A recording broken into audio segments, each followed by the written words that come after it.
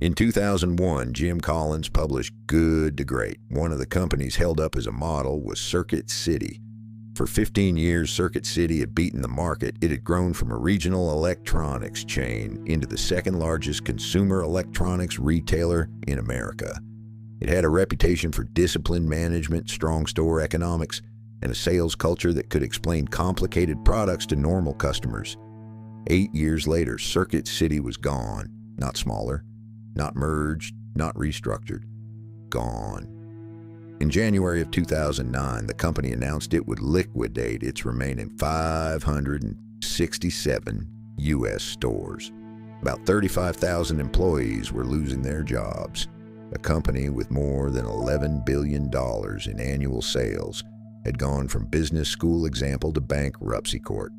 The simple version is that Best Buy beat them, Amazon pressured them, and the financial crisis finished them. That version is not wrong, it is just incomplete. Because in March of 2007, less than 2 years before liquidation, Circuit City fired more than 3,000 of its most experienced, highest-paid store employees and invited them to reapply later at lower wages. That is the decision this episode turns on. Quick recap.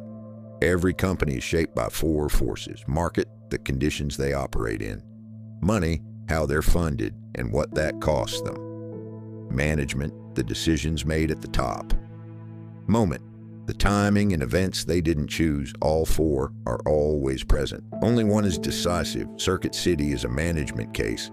Not because the market was easy, it was not. Consumer electronics retail was brutal. But Best Buy was in the same market and survived. Amazon was real, but not yet dominant in televisions and appliances. The recession was real, but Circuit City was already wounded before the recession arrived. Management did the work. The consumer electronics market in the 2000s looked attractive from the outside and miserable from the inside. Flat panel televisions were booming. Personal computers were mainstream. Video game consoles, DVD players, digital cameras, and mobile phones kept sending customers into stores. On the surface, demand was healthy. The problem was margin. Electronics retail is not like selling furniture or apparel. Customers can compare model numbers exactly. A Sony television at Circuit City is the same Sony television at Best Buy. A laptop can be priced online in 30 seconds. As comparison shopping improved, margins got thinner. That meant retailers needed an edge somewhere else. Best Buy's edge was scale, store experience, and a younger, cleaner format. Amazon's edge was price and convenience, though in the mid-2000s it was still not the full replacement. For seeing a television or appliance in person, Circuit City's historical edge had been knowledgeable salespeople. For complicated electronics, that mattered. A customer buying a camcorder, stereo receiver, television, or home theater setup wanted help. But by the mid-2000s, the market was changing in a way that made weak execution expensive. Products were becoming more standardized. Customers were researching online before walking in. If the in-store experience was not clearly better, the store had no reason to exist, so market mattered. It created the pressure. It punished mediocrity, but it did not automatically kill every electronics retailer. Market, brutal and low margin, but survivable for a retailer with a real edge. Money was a problem, but not the original sin. Circuit City entered fiscal 2008 with more than $11 billion in net sales. It still operated hundreds of stores. The company was not a tiny chain being squeezed out of existence, but the numbers were deteriorating. In its fiscal 2008 10-K, Circuit City reported net sales of about $11.7 billion, down from $12.4 billion the year before. Comparable domestic store sales fell more than 8%. Gross margin dropped sharply, hurt by the weak merchandise margins and lower extended warranty sales. That last piece matters. Extended warranties were a major profit pool in electronics retail. They helped offset thin hardware margins. If customers trusted the salesperson, warranties sold. If the store experience got weaker, that profit pool got weaker too. By late 2008, the money problem became fatal. Vendors started tightening terms. A retailer that cannot get inventory for the holiday season is in a death spiral. Circuit City filed for Chapter 11 in November 2008, hoping to reorganize. By January 2009, it could not find a buyer or refinancing package and moved to liquidation. Money was the mechanism of death. Vendor credit dried up, liquidity disappeared, bankruptcy became liquidation. But the reason the money dried up was that the business no longer looked credible. Lenders and suppliers were not refusing to finance a healthy chain. They were refusing to finance a chain whose customer proposition had already broken. Money, the final constraint, not the deepest cause. Management is where Circuit City becomes more than a retail decline story. The company made several choices that weakened its own model. First, it was slow to modernize stores. Best Buy's format felt more open, brighter, and easier to shop.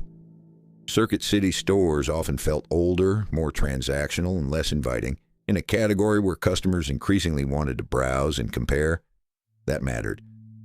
Second, Circuit City walked away from some of its historical strengths.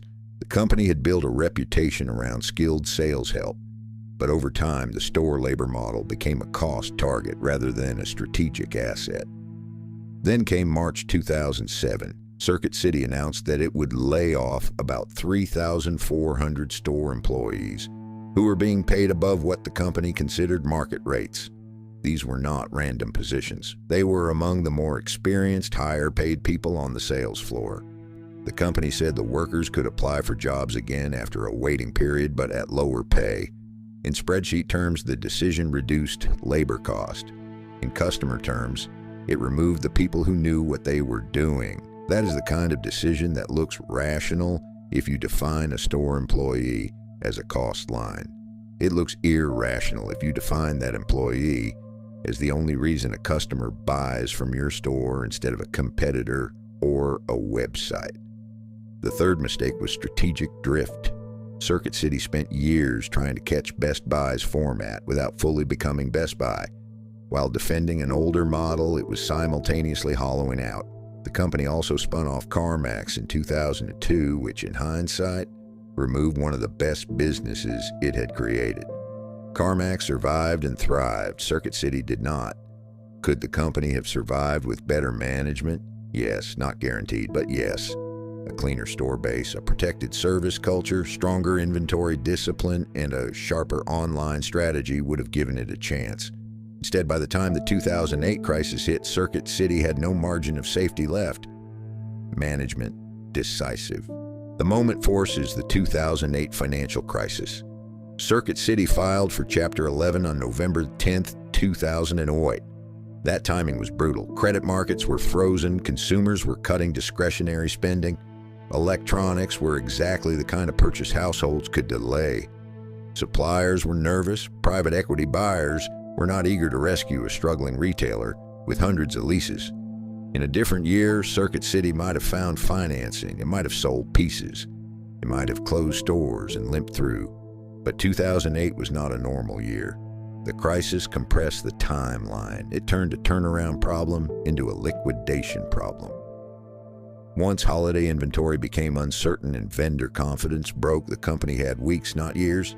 So moment mattered. It explains why the end happened so quickly, but it does not explain why Circuit City was exposed in the first place. Best Buy was hit by the same recession and survived. Amazon was hit by the same recession and came out stronger. Circuit City was the one that entered the crisis with a weakened store model and a damaged customer proposition. Moment, the trigger. Management made the trigger fatal. So let's grade them out. Market, brutal, transparent, low margin, but not impossible. Money, the final constraint, especially when vendors tightened credit. Moment, the 2008 crisis compressed the timeline. Management, decisive. Circuit City's fall is not just a story about Best Buy. It is a story about forgetting what business you are actually in. Circuit City was not in the business of having buildings full of electronics. Anyone could do that. It was in the business of helping customers make expensive, confusing technology purchases with confidence. The experienced salesperson was not decorative. The salesperson was the business model. Once management treated that person as a replaceable cost, the company had no answer to the market it was in. Best Buy had better stores. Amazon had better prices. Circuit City had neither the old service advantage nor a new one. That is why the good to great irony matters. The book was not stupid for noticing that Circuit City had once been excellent. It had been excellent. The lesson is that operational excellence is not a permanent trait. It has to be maintained in the exact part of the system that creates value. When a company starts cutting the part of the system customers actually feel, the savings show up first and the damage shows up later. Circuit City got the savings in 2007. The damage arrived in 2008. Next case is General Electric. The most admired company in America became a company too complicated for its own balance sheet. Subscribe.